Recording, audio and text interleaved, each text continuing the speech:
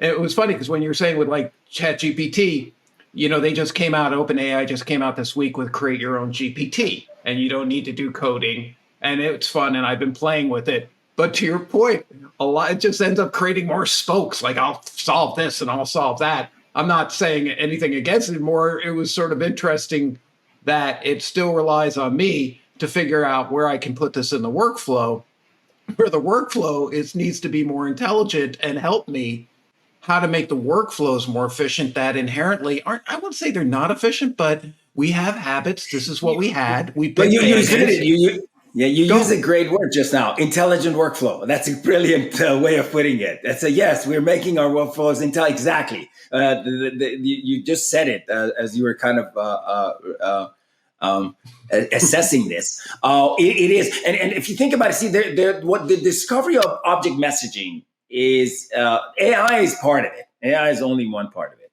but the real fundamental part is that when you get together, humans, when they come together and aggregate it in what we call companies, we come together and we make things, right? And then we mass produce them, thanks to the invention of the assembly line, and we abstracted that and we call it workflow. And workflow is actually more complex than straight assembly lines because they're multidimensional, because they're virtual. You can create all kinds of crazy workflows that if you were to create them in reality, you couldn't, because it's a 5-dimensional thing. Here it goes, the form, I fill out section, I give it to you. You decide, oh, this needs to go upstairs, or no, this one goes downstairs, or this goes to the office next door. So you could route them in different ways, and the same thing. So that the workflow is much more complex.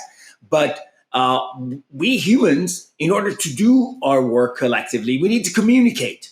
And so these workflows are nervous systems that are really wiring these neurons of this organization. If you imagine the humans are the neurons, the actual creative elements that generate energy, generate information, and consume information. And this nervous system is connecting all these people together. And we also walk to each other and sit there and face to face and we exchange information. This we do some of this stuff as well.